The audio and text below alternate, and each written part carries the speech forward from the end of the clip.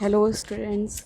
तो जैसा कि आप सभी अब तक सिंथेसिस के जो कॉम्प्लेक्स सेंटेंस बनाने वाले जो एडवर्बियल क्लॉज के बारे में जितना पढ़ चुके हैं, उसमें था कि कॉम्प्लेक्स सेंटेंस क्या होता है, कौन कौन सी क्लॉजेस होती हैं कॉम्प्लेक्स सेंटेंस में। फिर हमने एडवर्बियल क्लॉज को पढ़ना शुरू कर दिया था। टाइम, प्लेस और रीज़न के बारे में हम पढ़ चुके थे। चौथी हेडिंग है हमारी कंडीशन। कंडीशन, जैसे कि इसका अर्थ लिखा हुआ है, कंडीशन का मतलब होता है शर्त। तो जैसे मैंने आपको पहले ही बताया था कि एडवर्बियल क्लॉज को हम कैसे पहचानते हैं। किसी वाक्य में एक वाक्य से कम उस बात का जो हमें एडवर्बियल क्लॉज में जो कंजक्शन सबऑर्डिनेट यूज़ करना है उसका भाव प्रकट हो।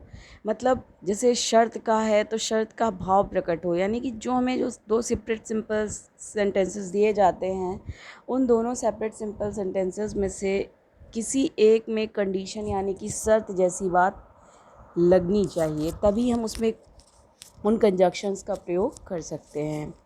तो कंडीशनल सेंटेंसेस जो होते हैं एडवर्बियल क्लॉज के, उनमें जो कंजक्शंस यूज़ होते हैं उनमें है इफ़ का मतलब होता है यदि, और अनलेस का मतलब होता है जब तक कि, और डॉट लग के नहीं, मतलब अनलेस में कहीं ना कहीं नॉट का प्रयोग होता है।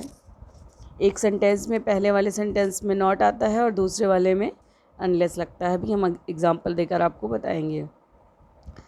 तीसरा शब्द होता है provided that. Provided that means का होता है, इसका मतलब होता है बशर्ते, मतलब वाक्य में ये बीच में प्रयुक्त होगा, बशर्ते शब्द इसकी हिंदी होगी।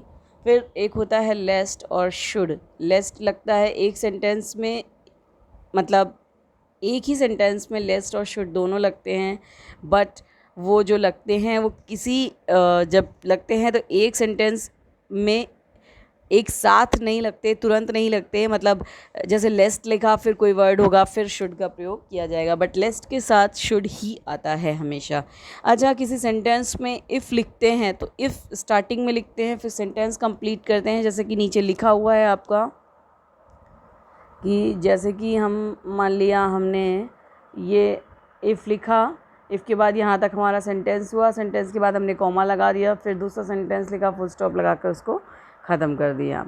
ठीक है, तो चलिए पहला एग्जांपल देखते हैं। पहले एग्जांपल में आपको दो सिंपल सेंटेंसेस दिए गए हैं। Work hard you will get success. तो वर्क हार्ड का मतलब परिश्रम करो, कठिन परिश्रम करो, यू विल गेट सक्सेस, तो तुम्हें सफलता मिलेगी। आप कॉम्प्लेक्स बनाएंगे तो उसको दो तरीके से बन सकता है कॉम्प्लेक्स सेंटेंस हमारा। If you work hard you will get success. तो इफ़ यू वर्क हार्ड, जैसे कि मैंने आपको बताया था कि इफ़ को हम पहले लिखेंगे क्योंकि ये कंडीशन है। यदि तुम कठिन परिश्रम करोगे, कॉमा लगाया, यू विल गेट सक्सेस, तुम्हें क्या मिलेगी? सफलता मिलेगी। दूसरा है सेंटेंस हमारा you will not get success. हमने कहा था कि जहाँ पर अनलेस का प्रयोग करते हैं वहाँ पर एक सेंटेंस में नॉट आता है। तुम तब तक, अब उसमें सेंटेंस बदलेगा। जब पहले वाले सेंटेंस में हम इफ़ यू वर्क हार्ड, वो आप जब सेंटेंस को बनाना चाहेंगे तो आपको हिंदी बनाने में खुद ही समझ में आ जाएगा कि आपको कहाँ क्या लगाना है, पहले सेंटेंस कौन सा लिखना है। तो if you will not get success, unless का मतलब होता है जब तक कि नहीं। तो जब तक कि नहीं शब्द जो होगा वो वास्तव में बीच में ही आएगा, ये स्वयं आपको समझ में आने लगेगा जब आप उसको प्रयोग करेंगे। तो उसमें आप जब देखते हैं तो लिखा हुआ है you will not get success unless you work hard. तो तुम्हें तब तक सफलता नहीं मिलेगी जब तक कि तुम क्या नहीं करोगे? परिश्रम नहीं करोगे। तो ये कंडीशनल सेंटेंस का एक रूप था।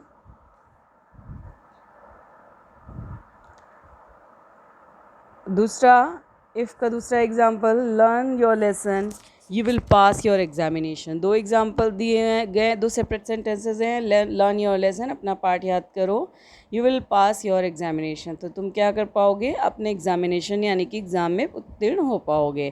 कॉम्प्लेक्स सेंटेंस बनाया, if you learn your lesson you will pass your examination. If you learn your lesson you will pass your examination. तो यहाँ पर जो इसका प्रयोग हो रहा है, इफ़ का वो कहाँ पर हो रहा है, पहले हो रहा है। आप हमेशा याद रखेंगे इफ़ जो है वो वाक्य में सबसे पहले लगता है, अनलेस ज़रूर बीच में प्रयोग होता है, मगर जो इफ़ है वो कभी भी बीच में प्रयोग नहीं होता। इस बात का आप ध्यान रखेंगे। दूसरा सेंटेंस देखिए अगला, I will help you, you will help me. अब इसमें हमने दूसरा वर्ड यूज़ किया है। आपने इफ़ और अनलेस के दोनों एग्जाम्पल देख लिए। अब देखिए, I will help you, you will help me. मैं तुम्हारी मदद करूँगा, यू विल हेल्प मी, जब तुम मेरी मदद करोगे। प्रोवाइडेड दैट यहाँ पर हमने यूज़ किया। प्रोवाइडेड दैट का मतलब क्या था, बशर्ते। I will help you, provided that you will help me. मैं तुम्हारी मदद करूँगा बशर्ते तुम मेरी मदद करना। ठीक है, तो समझ में आ रहा है कि प्रोवाइडेड दैट कहाँ लगाना है, हमें बीच में लगाना है। क्योंकि जब हम सेंटेंस को बोलेंगे तो वो ऑटोमेटिकली बशर्ते शब्द जो होगा वो हमारा बीच में आएगा, क्योंकि कंडीशन तो हम तभी लगाएंगे जब बीच में होंगे, मतलब वाक्य के बीच में ही लगाएंगे। जैसे हमने कहा कि मैं तुम्हारी मदद करूँगा लेकिन, तो वहाँ पर ही तो कंडीशनल वाक्य बनता है, तो वहाँ पर हमने प्रोवाइडेड दैट लगा दिया बशर्ते शब्द के लिए, यू विल हेल्प मी। फिर चौथा एग्जाम्पल देखिए, walk slowly, you will fall. अब यहाँ पर हमने जो कंडीशनल सेंटेंसेस का जो अगला एग्जाम्पल लिया था, अगला वर्ड बताया था लेस्ट और शुड का। तो वॉक स्लोली, धीरे चलो, यू विल फॉल, तुम गिर जाओगे। अब इसको कंबाइन करना है हमें, तो वॉक स्लोली, धीरे चलो, लेस्ट यू शुड फॉल, नहीं तो तुम गिर सकते हो या गिर जाओगे। तो ये थे कंडीशनल सेंटेंसेस। कंडीशनल सेंटेंसेस आपको basically adverbial clause, complex sentence बनाने में या कंपाउंड सेंटेंस बनाने में जो भी कंजक्शंस बताए गए हैं, आप उनको अच्छे से आपको याद कर लेना पड़ेगा। जैसे ही आप सेंटेंस पढ़ेंगे, कहीं कहीं पर होगा कि एक सेंटेंस 2 टाइप से, 3 टाइप से, 4 टाइप से बन सकता होगा, लेकिन आपको एटलीस्ट कंजक्शंस याद होने चाहिए कि उन कंजक्शंस का मतलब क्या है और आपको उन्हें किस चीज़ में यूज़ करना है, कंडीशन में यूज़ करना है, कंट्रास्ट में यूज़ करना है कि रीज़न में। ये आपको बाय हार्ट लर्न करना पड़ेगा, अदरवाइज़ आपको बहुत प्रॉब्लम होगी। चलिए अगला देखते हैं, कंपैरिजन। कंपैरिजन का मतलब होता है तुलना। तुलना मतलब जब होती है तो वो किन्हीं 2 लोगों में, 2 चीज़ों में इस तरीके से होती है। तो इसके 3 वर्ड्स, 3 चीज़ें हैं जो इसमें हम लगाकर इसका कंपैरिजन वाला कॉम्प्लेक्स सेंटेंस बना सकते हैं। पहला होता है दैन। दैन का मतलब होता है की अपेक्षा। दैन का मतलब होता है की अपेक्षा। और यहाँ पर जो सो, एज, डॉट डॉट एज, मतलब एक ही सेंटेंस में हमेशा अफर्मेटिव सेंटेंस में एज एक सेंटेंस में आता है, फिर कुछ वर्ड लिखा जाता है उसके बीच में, फिर दूसरा एज लिखा जाता है। मतलब एक ही सेंटेंस में 2 बार एज यूज़ करते हैं, लेकिन पैरेलल नहीं यूज़ करते। मतलब एक एज लिखने के बाद कुछ टाइम कुछ वर्ड्स लिखते हैं, उसके बाद दूसरा एज लगाते हैं, और ये हमेशा अफर्मेटिव सेंटेंस में यूज़ होता है। ये हमेशा आपको याद रखना है। दूसरा है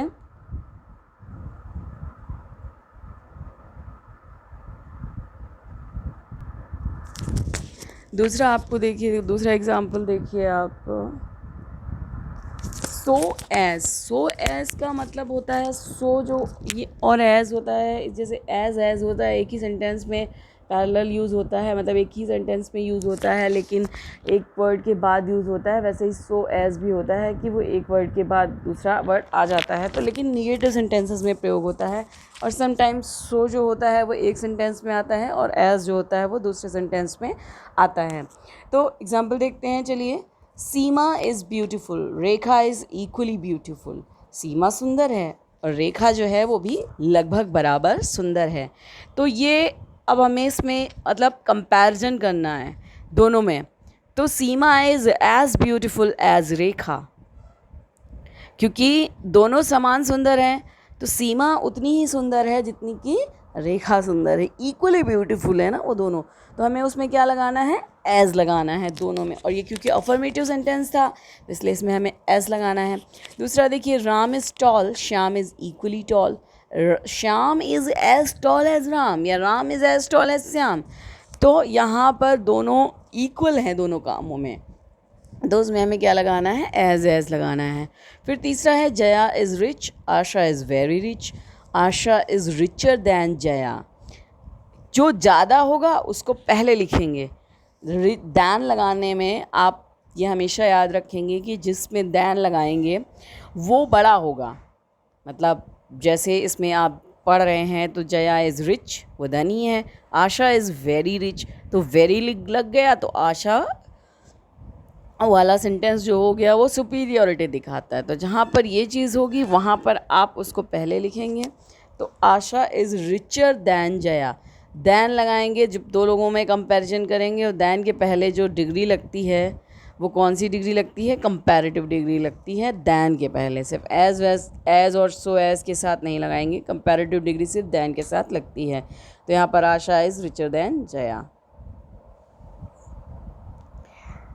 अब अगला सेंटेंस देखिए, Joy is beautiful, Joy is powerful, I am not so powerful. अब लास्ट जो आपको सो और एस का एग्जाम्पल करना है, तो जॉय इज़ पावरफुल, जॉय जो है वो क्या है? शक्तिशाली है। I am not so powerful, मैं उतना शक्तिशाली नहीं हूँ। अब इसको कंबाइन करेंगे तो दो तरीके से बना सकते हैं।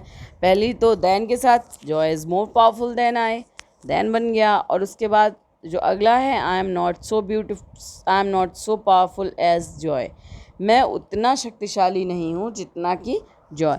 तो एक सेंटेंस में दो चीज़ें यूज़ हुई, सो और एज, लेकिन बीच में क्या लगाया? पावरफुल लगाया। सो एज दैन, ये जितने भी वर्ड्स होते हैं ये कंपैरिजन करते हैं, चाहे सिंगल यूज़ हो चाहे डबल यूज़ हो, हमेशा ये कंपैरिजन ही करते हैं। अगला देखिए, कंट्रास्ट। कंट्रास्ट का मतलब होता है विरोध। अब कंट्रास्ट मतलब विरोध का मतलब यहाँ पर ये होता है कि जब एक ही वाक्य में दो विरोधी परिस्थितियाँ बताई जाती हैं तो उनमें हम कंट्रास्ट वाले कंजक्शंस का प्रयोग करते हैं। अब आपको जो दो सिंपल सेंटेंस दिए जाएंगे, वो दो सिंपल सेंटेंस में एक सेंटेंस में कुछ एक बात कही जाएगी और दूसरे सेंटेंस में उसकी बिल्कुल विपरीत दशा बताई जाएगी। तो इसके जो एग्जाम्पल होते हैं दो, उसका मतलब होता है यद्यपि, और ऑल्दो होता है, ऑल्दो का मतलब भी यद्यपि होता है। ऑल्दो के साथ कभी कभी वाक्य में येट लगा देते हैं, जहाँ पर हमने अभी जैसे कंबाइन किया तो ये ऑल्दो के साथ भी लगा सकते हैं और दो के साथ भी लगा सकते हैं। तो यहाँ पर जो है जैसे मान लिया हमने कंबाइन किया और कंबाइन करके हमने ऑल दो लगाया, क्योंकि दो और ऑल दो वाक्य में सबसे पहले प्रयोग किए जाते हैं। और जहाँ पर हम इनको लिखते हैं जिस सेंटेंस के बाद, तो उस सेंटेंस के बाद या तो हम कॉमा लगा दें और या तो उनकी जगह पर हम क्या प्रयोग कर दें? येट का प्रयोग कर लें। तो ऑल दो और येट हो जाता है। ऑल दो का मतलब भी यद्यपि के ही अर्थ में होता है। इवन का मतलब भी समान के रूप में होता है। तो यहाँ पर इफ़ को भी प्रयोग करेंगे, देखते हैं कैसे। इवन और इफ़ बहुत कम प्रयोग होते हैं, हम देखेंगे। इफ़ की स्पेलिंग में यहाँ पर ई एक्स्ट्रा लग गया है, आप उसे सही कर लीजिएगा। आगे देखते हैं, पहला एग्जाम्पल, ही वर्कड हार्ड, उसने कठिन परिश्रम किया। अगला एग्जाम्पल उस है, he failed in the examination. तो इसमें दो सेंटेंस में दो परिस्थितियाँ विपरीत हैं कि उसने मेहनत की और वो फेल भी हो गया। तो परिस्थितियाँ कैसी हैं? बिल्कुल विपरीत हैं, इसलिए हमने उसमें क्या लगाना है? दो या ऑल दो लगाना है। आपको सेंटेंस जैसे ही मिलेगा आप समझ जाएंगे कि यहाँ पर क्या लगाना है। हमें विरोधाभास वाला जो एग्जाम्पल है वो लगाना है। तो यहाँ पर चाहे दो लिखिए चाहे ऑल दो लिखिए, दोनों का मतलब एक होता है। He worked hard yet, yet की जगह पर आप यहाँ पर कॉमा भी लगा सकते थे, येट की जगह पर हम कॉमा भी लगा सकते थे। He failed in the examination, उसने परिश्रम किया लेकिन वो फेल हो गया। तो यहाँ पर येट की जगह पर कॉमा भी लग सकता है, और हम येट का मतलब होता है फिर भी, तो यहाँ पर फिर भी लगाया, फिर भी विरोध की स्थिति को बताता है। फिर हमने अगला एग्जाम्पल देखा, he is poor he is satisfied, वो गरीब है लेकिन वो क्या है? संतुष्ट है। तो दो he is poor yet satisfied, comma लगा सकते थे, सेटिस्फाइड भी लिख सकते थे। ही इज़ सेटिस्फाइड, आपको पूरा सेंटेंस लिखना पड़ता, येट से थोड़ा शॉर्ट हो जाता है कभी कभी। तो यहाँ पर भी दोनों परिस्थितियाँ कैसी थी? विपरीत थी। अगला सेंटेंस हम देखेंगे। अगला सेंटेंस जो है, she is very rich she is not happy, वह बहुत धनी है लेकिन वो क्या है? वो खुश नहीं है। तो though she is very happy, though she is very happy but she is not, though she is not happy even if she is rich, वो खुश नहीं है यद्यपि वो क्या है? कि वो धनी है लेकिन वो खुश नहीं है। इवन का मतलब भी यद्यपि के ही अर्थ में लगभग करते हैं। अगला देखिए, रिजल्ट। रिजल्ट मतलब होता है परिणाम। पहले क्लॉज में सो तथा दूसरे क्लॉज में दैट का प्रयोग होता है और सो दैट को हम इस प्रकार से लिखते हैं। सिर्फ एक ही कंजक्शन यूज़ होता है इसमें, सो और दैट। एक सेंटेंस में हम सो लगाएंगे क्यों और दूसरे सेंटेंस में दैट लगाएंगे। इतना और की इसका मतलब होता है। चलिए देखते हैं पहला example. Ravi is very old. Ravi बहुत बूढ़ा है। He can not run in the field. वह दौड़ नहीं सकता मैदान में। तो कॉम्प्लेक्स सेंटेंस बनाया, Ravi is so old that he can not run in the field. Ravi इतना बूढ़ा है कि वो दौड़ ही नहीं सकता। तो एक सेंटेंस में हमने क्या किया, सो लगाया, फिर दैट से कनेक्ट किया, फिर दूसरा सेंटेंस लगाएंगे। तो इस तरीके से रिजल्ट में हम प्रयोग करेंगे।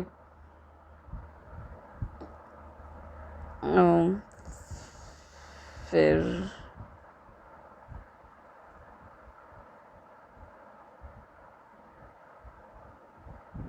अगला देखेंगे पर्पस। पर्पस मतलब उद्देश्य। उद्देश्य वाले वाक्यों में वांट आता है, WANT, वांट वांट मतलब जो ज़रूरत होती है वो एक सेंटेंस में, सिंपल सेंटेंस जब आपको दिए होते हैं तो उस पर प्रयोग हुआ होता है।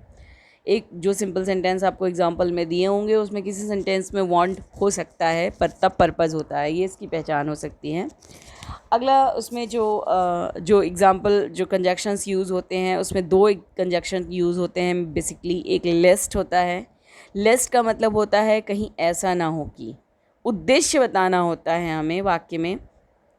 बस ध्यान आपको ये रखना है कि लेस्ट जब यूज़ होगा, अभी जैसे मैंने आपको पहले भी बताया कि लेस्ट जहाँ पर आता है उसके बाद कुछ लिखते हैं मतलब सब्जेक्ट लिखते हैं, फिर उसके बाद सब्जेक्ट आता है, शुड आता है। तो जैसे कि यहाँ पर लेस्ट लिखा, मैंने लिख दिया है यहाँ पर, ये आपको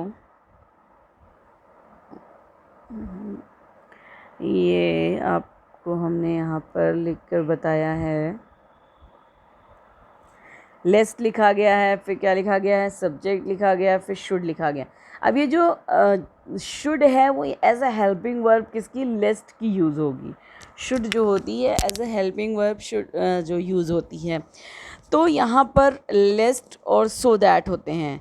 तो लेस्ट के साथ शुड लगाना है, आपको ये याद रखना है। लेकिन लेस्ट शुड तुरंत नहीं लिखना, लेस्ट के बाद कुछ सब्जेक्ट लिखा जाएगा एक वाक्य का, फिर शुड लिखा जाएगा।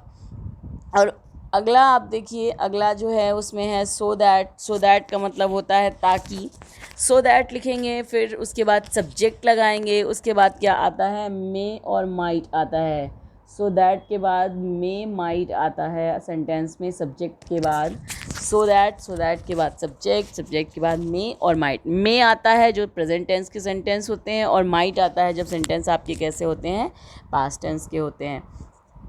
तो आपको ये ध्यान रखना है कि जो आपका ये मे माइट वाले सेंटेंसेस होंगे सो दैट में, उसमें एक सेंटेंस में आप सो लगाएंगे, फिर दैट से कनेक्ट करेंगे, फिर मे लगाएंगे। चलिए देखते हैं। I save 100 rupees per month, I want to buy a mobile. मैंने आपको बताया था कि जहाँ लेस्ट या शुड या कुछ भी लगाना होगा या पर्पज़ वाले सेंटेंस होंगे तो उसमें हमें एक सेंटेंस में वॉन्ट मिलेगा। ठीक है, तो आप देख रहे हैं लिखा हुआ है आई सेव ₹100 पर मंथ, मैं हर 100 रुपये पर मंथ बचाता हूँ। I want to buy a mobile, क्योंकि मुझे क्या ख़रीदना है, एक मोबाइल ख़रीदना है। कॉम्प्लेक्स सेंटेंस बनाया हमने, तो हमने क्या लिखा, आई save ₹100 per month so that I may buy a mobile. So that जिससे कि, ताकि। ठीक है, अर्थ भी आपको लगाना है। अब ज़रूरी नहीं कि आपको पहला सेंटेंस हम लेस्ट का ही दे, आपको जैसा सेंटेंस मिल रहा है, जैसा अर्थ आ रहा है, वैसा वाला कंजक्शन लगाना है। So that I may buy a mobile, जिससे कि मैं क्या कर सकूं, मोबाइल ख़रीद सकूं। और मे और माइट आप ये देखेंगे कि जब आपके ये सेंटेंसेस जो होंगे वो प्रेजेंट टेंस में होंगे, या ये वाला सेंटेंस बेसिकली जहाँ पर पर्पस शो कर रहा हो, वो जब प्रेजेंट होगा तो आप मे लगाएंगे। जब ये पास्ट हो जाएगा तो यहाँ पर क्या लगा देंगे, माइट लगा देंगे। अगला एग्जाम्पल देखिए, Renu worked hard she wanted to get first division. Renu worked hard she wanted to get first division. Renu ने क्या किया, मेहनत की। वो क्या चाहती थी, वो फर्स्ट डिवीज़न आना चाहती थी, wanted to get first division. यहाँ पर अब बहुत ध्यान से देखिए, wanted to get first division, wanted का मतलब क्या है, पास्ट टेंस लगा हुआ है। तो अब इसको हम जब बदलेंगे तो Renu worked hard so that लगाएंगे, ताकि she might get first division, जिससे कि वो क्या कर सके, वह प्रथम स्थान प्राप्त कर सके। तो चूंकि यहाँ पर वांटेड जो था वो क्या था, पास्ट टेंस फॉर्म थी, तो इसीलिए हमने इसमें क्या लगाया है, माइट लगाया है। सो दैट में कोई चेंज नहीं होगा, सो दैट सेम रहेगा, लेकिन मे और माइट के में डिफरेंस आ जाएगा यहाँ पर। अगला देखिए, walk carefully otherwise you will fall, walk carefully otherwise you will fall. तो वॉक केयरफुली लेस्ट, कहीं ऐसा ना हो, धीमे चलो, बहुत सावधानी से चलो, कहीं ऐसा ना हो कि, हमने क्या बताया था, लेस्ट का मतलब कहीं ऐसा ना हो कि, तो वॉक केयरफुली, कहीं ऐसा ना हो, यू शुड फॉल, कि तुम गिर जाओ। तो ये थे आपके एडवर्ब ऑफ पर्पस। फिर अगला है एडवर्ब ऑफ मैनर। मैनर का मतलब होता है ढंग। ढंग में एज आता है, एज का मतलब होता है जैसा, एज इफ़ आता है मानो। एज इफ़ जिस सेंटेंस में हम प्रयोग करते हैं, एज इफ़ जिस भी सेंटेंस में हम यूज़ करते हैं, उसमें हमेशा हेल्पिंग वर्ब वर लगती है। उसमें क्या लगती है, हेल्पिंग वर्ब वर लगती है। मैंने आपको यहाँ लिख कर बताया है कि जहाँ पर एज इफ़ आता है वहाँ पर हम हेल्पिंग वर्ब क्या लगा देते हैं, वर लगा देते हैं। चलिए एग्जाम्पल देखते हैं। You have welcomed me in a certain way, दो एग्जाम्पल दिए हैं। You have welcomed me in a certain way, तुमने एक निश्चित ढंग से मेरा स्वागत किया। आई will welcome you in the same way, मैं भी तुम्हारा स्वागत उसी ढंग से करूँगा। तो यहाँ पर कार्य में ढंग बताया जा रहा है। तो कॉम्प्लेक्स सेंटेंस में बनाते समय हम जब लिखेंगे तो I will welcome you as you welcomed, as you have welcomed me, मैं तुम्हारा स्वागत वैसे ही करूँगा एज, जैसा कि तुमने मेरा किया है। अगला देखते हैं example. He spoke English fluently, he seemed to be a foreigner, वो इतना फ्लुएंटली, इतनी सफाई से इंग्लिश बोलता है, वो ऐसा लगता है जैसे वो क्या है, फॉरेनर हो गया है। तो he spoke English as if he were, हमने क्या यूज़ किया है यहाँ पर, वर लगाया है। हमने क्या बताया था, as if he were foreigner, जैसे कि वो क्या हो गया हो, फॉरेनर हो गया हो। तो ये थे आपके एडवर्बियल क्लॉज के सारे एडवर्ब्स, जो जिस तरीके से आपको यूज़ करना था।